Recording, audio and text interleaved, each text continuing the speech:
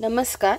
आपण चालू घडामोडीमधील आपली देवा जाधवर सरांची 70वी आवृत्ती बघत आहोत.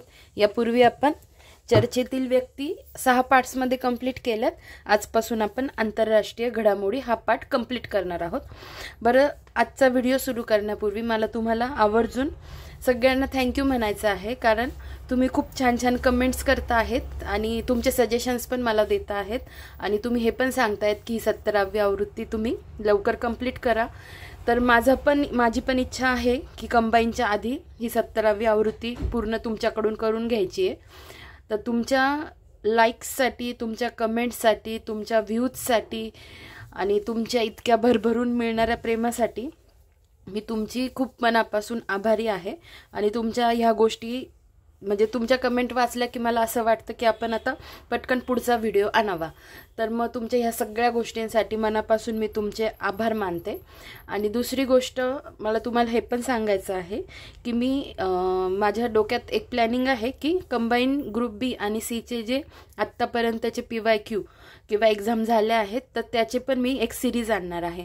तर मग त्याचे पण मी व्हिडिओ टाकायला सुरुवात करते. तुमचे काही सजेशन्स असतील, तुम्हाला काही वाटत असेल की आपण ह्या पद्धतीने घेऊ, अशा पद्धतीने घेऊ, तर मग मी त्या पद्धतीने घ्यायला सुरुवात करेल. आधी मी 1-2 व्हिडिओ टाकते, तुम्ही त्याच्या खाली मला तुमचे सजेशन्स द्या. बरं, काय होतंय, काही विद्यार्थी म्हणतायत की शॉर्ट व्हिडिओ, म्हणजे एक कमेंट अशी पण आली होती की तुम्ही शॉर्ट याच्यात खूप छान पद्धतीने एक्सप्लेन केलं आहे आणि अजून 15 ते 20 मिनिटाचे व्हिडिओ बनवा, म्हणजे आम्हाला कंटाळा नाही येणार. तर त्यांची कमेंटही योग्यच आहे. पण समजा व्हिडिओ जरी वाढला ना तर तुम्ही स्पीडमध्ये ऐकून घेत जा. कारण माझं कसं होतंय, मी आता सोर्स कसे करते, म्हणजे शिकवताना माझा अजेंडा कसा असतो की फॉर एक्झाम्पल आपण आता आजचंच बघूया. एक मी तुम्हाला एक्झाम्पल देते की जागतिक भूक निर्देशांक आज आपल्याला बघायचा आहे, बरोबर. तर मग ती संस्था कोणती काढते, तर FAO प्रकाशित करते.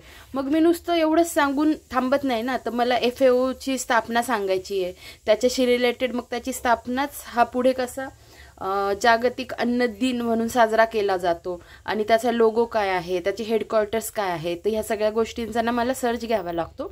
आणि ह्या सगळ्या गोष्टी जेव्हा मी तुमच्यापर्यंत पोहोचवते ना, तेव्हा मला पण थोडी मानसिक शांतता मिळते, जेणेकरून मी माझ्या पद्धतीने शिकवलेलं असतं आणि तुमच्यापर्यंत एकाच व्हिडिओमधून बऱ्याच गोष्टी तुम्हाला समजलेल्या असतात. म्हणजे फक्त आपण दिलेलं आहे तेवढं वाचायचं आणि पुढे जायचं असं नाही करायचं.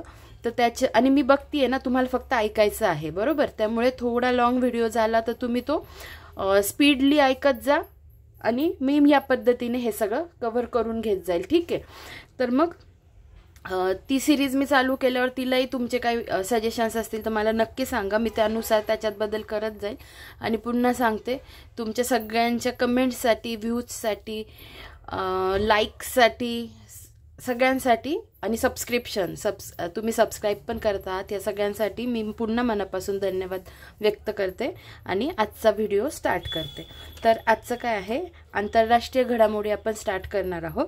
तर पहिला गट आहे क्रिंक गट. CRINK, क्रिंक गट.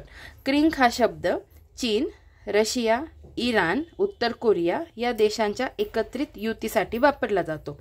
आता बघा, क्रिंकमध्ये अल्फाबेट्स किती आहेत, 5 आहेत. मग 5 अल्फाबेट आहे म्हणून 5 कंट्रीज आहेत, याच्यासाठी कन्फ्यूज नाही व्हायचं, नीट बघायचं. 5 अल्फाबेट आहे पण कंट्रीज 3 आहेत. C for China, R for Russia, I for Iran आहे. इराक नाही करायचं, इराण आणि इराक नीट बघून घेत जा. इराण आहे, I फॉर इराण, आणि NK फॉर नॉर्थ कोरिया, ठीक आहे, समजलं असेल. युक्रेनला शह देण्यासाठी हे 4 देश एकत्र आले आहेत. ही दुसरी महत्त्वाची गोष्ट. नाटो देशाच्या विरोधातील या देशाची युती क्रिंक म्हणून ओळखली जाते, ठीक आहे. सोपं आहे, समजलं असेल. युक्रेनला शह देण्यासाठी हे 4 देश एकत्र आले आहेत आणि नाटो देशाच्या विरोधातील या देशाची युती क्रिंक म्हणून ओळखली जाते. पुढे बघूया पुढचं काय आहे. तर गस्त करार मंजुरी. 21 ऑक्टोबर 2024 रोजी भारत आणि चीन यांच्यात प्रत्यक्ष नियंत्रण रेषेवर म्हणजे लाईन ऑफ ॲक्च्युअल कंट्रोलवर गस्त घालण्याबाबत करार आहे, ठीक आहे. आता इथे आपल्याला LAC लक्षात ठेवायचं आहे, LOC नाही, लाईन ऑफ ॲक्च्युअल कंट्रोल, ठीक आहे. 2020 मध्ये या भागात उद्भवलेल्या समस्यांचे निराकरण करण्यात आले. हा करार डेप्सांग डेमचोक भागातील गस्त व्यवस्थेशी संबंधित आहे. भारत आणि चीन सीमा मॅकमोहन रेषाद्वारे विभागलेली आहे. भारताची एकूण 4057 किलोमीटर भूसीमा चीनला लागून आहे. ठीक आहे. जून 2020 मध्ये गलवान खोऱ्यात झालेल्या झटापटीनंतर दोन्ही देशांमध्ये तणाव निर्माण झाला होता. थोडक्यात काय लक्षात ठेवा, गस्त करार मंजुरी असं जर विचारलं तर मेन काय आहे तर भारत आणि चीन यांच्या प्रत्यक्ष नियंत्रण रेषेवर म्हणजे लाईन ऑफ ॲक्च्युअल कंट्रोलवर गस्त घालण्याबाबत हा करार आहे. नंतर हे दोन पण नावं लक्षात ठेवा, डेप्सांग आणि डेमचोक. नंतर भारत आणि चीनची सीमारेषा कोणत्या रेषेने विभागली आहे तर मॅकमोहन, आणि त्या दोघांमधली किलोमीटर किती आहे अंतर 4057 किलोमीटर. ठीक आहे. आता पुढे बघूया ब्रिक्स शिखर परिषद. ब्रिक्स शिखर परिषद 2024 क्रमांक कितवा होता 16वा. म्हणजे कितवी परिषद होती ब्रिक्सची तर 16वी होती. ठिकाण कुठे होतं कझान रशिया. रशियामध्ये झाली हे लक्षात ठेवा. दिनांक 22 ते 24 ऑक्टोबर 2024. भारतातर्फे कोण गेलो होतं तर नरेंद्र मोदीजी गेले होते. आता जर आपण 16वी बघतो आहे जी कुठे झाली कझान रशिया येथे, तर आपण लगेच 15वी पण बघून घ्यायची जी कुठे झाली साऊथ आफ्रिकामध्ये झाली जोहान्सबर्गमध्ये. ठीक आहे, नीट लक्षात ठेवा. आता इथे मी ब्रॅकेटमध्ये कितवी कसं लक्षात ठेवायचं ही फक्त ट्रिक आहे. जे निदर्शनास येतं ना, जे लक्षात ठेवण्यासारखं असतं ते ट्रिक करून लगेच सांगून देते मी. तर फक्त कोणती ट्रिक कोणत्या टॉपिकशी रिलेटेड आहे हे लक्षात ठेवत जा, नाहीतर मग गफलत कराल. आता ही जी ट्रिक सांगते ही ब्रिक्स शिखर परिषदेच्या बाबतीत सांगते आणि ती काय आहे 2023ची होती 15वी आणि 2024ची होती 16वी. तर मग माझं म्हणणं काय आहे, काय करायचं 23 3 अधिक 2 5 होता आणि 2 अधिक 4 6 होता. मग अशा पद्धतीने 15वी आणि 16वी लक्षात ठेवायची. म्हणजे हा 5 इकडे असा आणि यांची ॲडिशन करून 6 म्हणजे 2023ची कितवी आहे 15वी आहे आणि 2024ची कितवी आहे 16वी आहे. आणि ही ट्रिक्स कशासाठी आहे ब्रिक्स शिखर परिषद 2024च्या संदर्भात मी सांगते आहे, हे पण लक्षात ठेवा. 2024ची झाली कुठे कझान रशियामध्ये आणि 2023ची कुठे झाली साऊथ आफ्रिका जोहान्सबर्गमध्ये. ठीक आहे. आता ब्रिक्स विषयी बघून घेऊ. ब्रिक्सची स्थापना 16 जून 2009 रोजी झाली आहे. घोषवाक्य आहे सर्वसमावेशक वाढ शाश्वत उपाय. संस्थापक देश आहेत ब्राझील, रशिया, भारत आणि चीन. आता हे नीट लक्षात ठेवा. ब्रिक्समध्ये हा एस नंतर ॲड झालेला आहे 2010 साली साऊथ आफ्रिकेच्या. त्याच्या आधी संस्थापक देश म्हटले तर ब्राझील, रशिया, इंडिया आणि चायना, हे नीट लक्षात ठेवा. नंतर जनक कोण आहे त्यांचे जिम ओ'नील, जे कोण आहे ब्रिटिश अर्थशास्त्रज्ञ आहे. 2010 मध्ये दक्षिण आफ्रिकेचा समावेश झाला. ठीक आहे. सदस्य संख्या आता किती आहे 9 आहे. म्हणजे हे जे 5 आहेत 5 आणि नंतर आता अजून 4 ॲड झाले आहेत. तर ते 4 कोणते आहेत ते बघू. 1 जानेवारी 2024 पासून इजिप्त, इथिओपिया, इराण, संयुक्त अरब अमिराती या देशांना नवीन सदस्यत्व मिळाले. आता बघा हे लक्षात ठेवा. हे देश कोणते कोणते आहेत ते नीट लक्षात ठेवा. त्याच्यासाठी मी काय ट्रिक बनवली आहे E2I आणि UAE. आता याचा जरी पाठ करायला काही संदर्भ नीट समजत नसेल तरी कसं लक्षात ठेवा, E वरून स्टार्ट होणारे 2 आहेत, I चा 1 आहे आणि UAE 1 ॲड झाला. एवढं तर लक्षात राहील. E2 म्हटलं कोण कोण घ्यायचं इजिप्त आणि इथिओपिया. इजिप्त आणि इथिओपिया. आय म्हणून इराण लक्षात ठेवायचं. पुन्हा सांगते इथे पण इराक नाही. जसं क्रिंग गट पाहिलं त्याच्यात इराण होतं तसंच इथे पण कोणतं आहे इराण आहे. आणि UAE युनायटेड अरब अमिरात राहतील हे लक्षात. ठीक आहे. नंतर 2023 मधील दक्षिण आफ्रिकेतील 15व्या क्रमांकाच्या बैठकीत सदस्यत्व देण्यात आले. हे आपण इतक्यात पाहिलेलंच आहे. ठीक आहे. आता आपण पुढे बघू. म्हणजे जी आपण बैठक पाहिली ना 15वी कुठे झाली दक्षिण आफ्रिकेत झाली, तर त्या बैठकीत त्यांना हे सदस्यत्व देण्यात आले. आता पुढे बघूया. आता पहिली परिषद कुठे झालेली? 2009 मध्ये झाली आणि रशिया येथे झालेली. ठीक आहे, नीट लक्षात ठेवा. पहिली परिषद 2009 मध्ये रशिया येथे झालेली. हे बघा, काय लक्षात ठेवायचं? जी पहिली झालेली असते ती लक्षात ठेवायची, जी रिसेंटमध्ये झालेली आहे ती लक्षात ठेवायची, मग रिसेंटच्या आधीची कोणती आहे ती लक्षात ठेवायची, आणि मग त्याच्याशी रिलेटेड भारतात कोणत्या कोणत्या झाल्या आहेत ते लक्षात ठेवायच्या. ठीक आहे, तर मग आपण याची पाहिली की याची ब्रिक्सची पहिली परिषद 2009ला रशियात झाली, 2024ची पण रशियात झाली, कझान या ठिकाणी. मग 2023ची कुठे झाली? साऊथ आफ्रिकेमध्ये, जोहान्सबर्ग येथे. आणि मग आता भारतातल्या परिषदा कुठे कुठे पार पडल्या आपल्याला ते बघायचं आहे. तर भारतातल्या परिषदा कुठे कुठे पार पडल्या आहे बघा. म्हणजे कुठे कुठे म्हणण्यापेक्षा मला हे म्हणायचं होतं की कोणत्या साली पार पडल्या. तर 2012, 2016 आणि 2021. हे पण कसं लक्षात ठेवायचं त्यासाठी मी इथे लिहिलंय बघा. 2012, 2016, 2021 हे कसं लक्षात ठेवायचं? इथे 12 लिहिलंय. 12चं उलट 21 आहे. मग पहिली झाली भारतातली जी 12वी, नंतर जी 2021ला झाली. 1221 असं लक्षात ठेवा. आणि काय लक्षात ठेवायचं? मग आता राहते मधली. मग मधली एक तर डायरेक्ट लक्षात ठेवा 1221 आणि मध्ये 16 हा अंक लक्षात राहतो, बरोबर. तसंही नाही लक्षात राहील तर मग काय करायचं? 1221 माहिती आहे, यांची ॲडिशन केली तर 6 होते. 1 2 3 4 5 6 म्हणजे मग किती? 16वी. इथला 6 यांची ॲडिशन करून इथला 6 म्हणजे 2016वी नाही 2016 म्हणायचं होतं. 2012, 2016, 2021 असं लक्षात ठेवा. आणि तेही नाही लक्षात राहिलं तर एवढंच लक्षात ठेवा 1221 आणि मध्ये 16 घालायचं. ठीक आहे. आणि 2012ची होती 4थी, 2016ची होती 8वी आणि 2021ची होती 13वी. आता पुढचा टॉपिक म्हणजे पुढचं बघूया आपण काय आहे. तर जागतिक भूक निर्देशांक 2024 वर्ल्ड हंगर इंडेक्स किंवा ग्लोबल हंगर इंडेक्स 2024च्या जागतिक भूक निर्देशांकामध्ये 127 देशात भारत 105व्या स्थानावर आहे. 2024 मध्ये भारताचा भूक निर्देशांक स्कोअर 27.3 आहे. आता बघा 27.3 आहे म्हणजे आयोग काय करून देईल? बाकी सगळं सोडून देईल आणि काय विचारेल आपल्याला की प्रश्नातच सांगून देईल की 2024 मध्ये भारताचा भूक निर्देशांक स्कोअर 27.3 आहे आणि मग खाली तो कोणत्या कॅटेगरीत येतो? मध्यम येतो, कमी उपासमारीत येतो, चिंताजनक येतो, गंभीर स्थितीत येतो असं. त्यामुळे मी इथे गंभीर लिहून ठेवले. तर तुम्हाला माहिती पाहिजे 27.3 हा स्कोअर कशात येतो? गंभीर या कॅटेगरीमध्ये येतो. तर अशा छोट्या छोट्या गोष्टी लक्षात ठेवायच्या. पुन्हा सांगते 2024च्या जागतिक भूक निर्देशांकामध्ये 127 देशात भारत 105व्या स्थानावर आहे. 2024 मध्ये भारताचा भूक निर्देशांक स्कोअर 27.3 आहे जो गंभीर श्रेणीत आहे. आवृत्ती कितवी होती? 19वी. प्रकाशित कोण करतं? Food and agricultural organisation. आता FAO विषयी आपण बघून घेऊ. तर त्याची स्थापना झाली आहे. आता हे याच्यासाठी बघायचं लगेच कारण आपल्याला इंटरनॅशनल ऑर्गनायझेशन्सवर पण प्रश्न विचारले जातात. ठीक आहे, त्यामुळे लगेच बघून घ्यायचं. 16 ऑक्टोबर 1945ला स्थापना झाली आहे आणि हेडक्वार्टर कुठे आहे? रोम, इटलीमध्ये आहे. तर मग याच्या स्थापनेचंच औचित्य साधून जो वर्ल्ड फूड डे साजरा केला जातो तो 16 ऑक्टोबरला. असे सगळ्या गोष्टी एकमेकांना कोरिलेट करून लक्षात ठेवायच्या. ठीक आहे.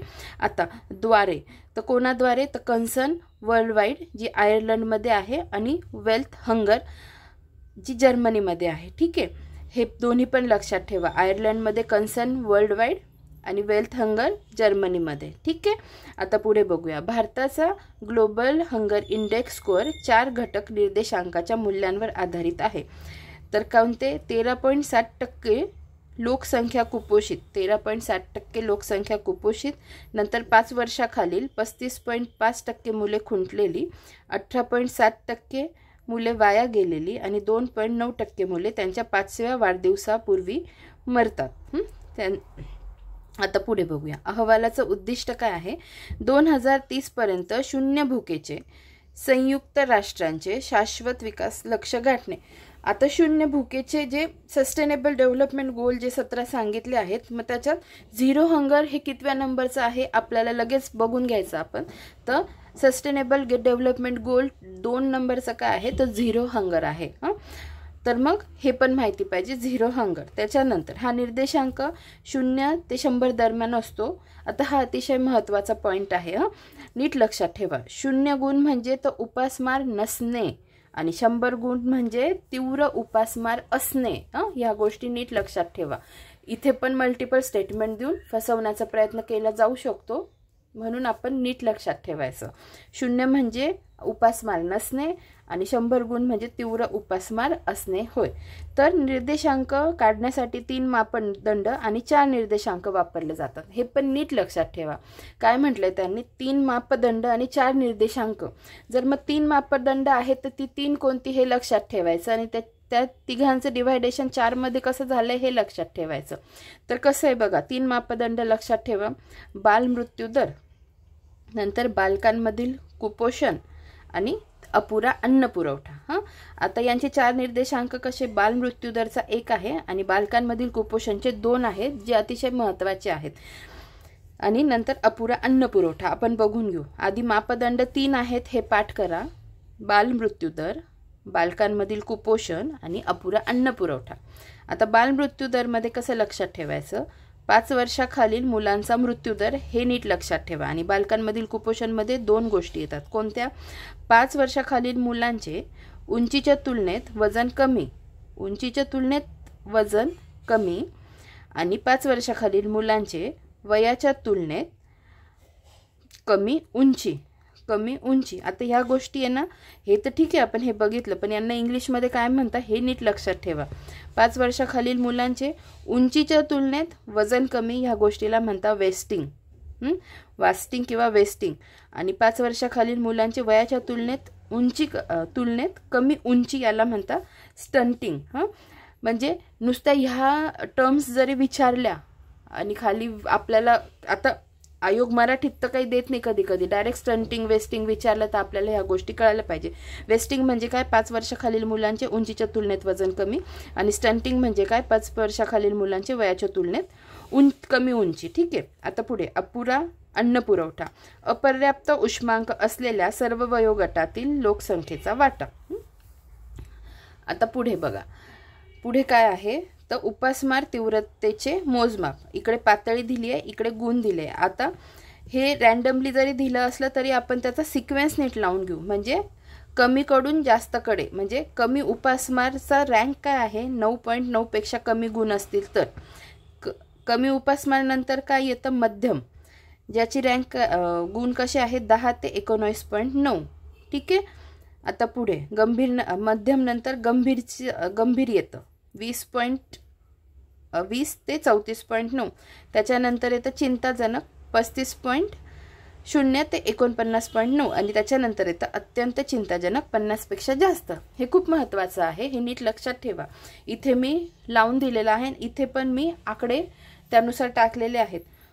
इंग्लिशमध्ये लक्षात ठेवा, कमी उपासमार म्हणजे लो, मध्यम म्हणजे मॉडरेट, गंभीर म्हणजे सिरियस, चिंताजनक म्हणजे अलार्मिक, अत्यंत चिंताजनक म्हणजे एक्स्ट्रीमली अलार्मिक. ठीक आहे.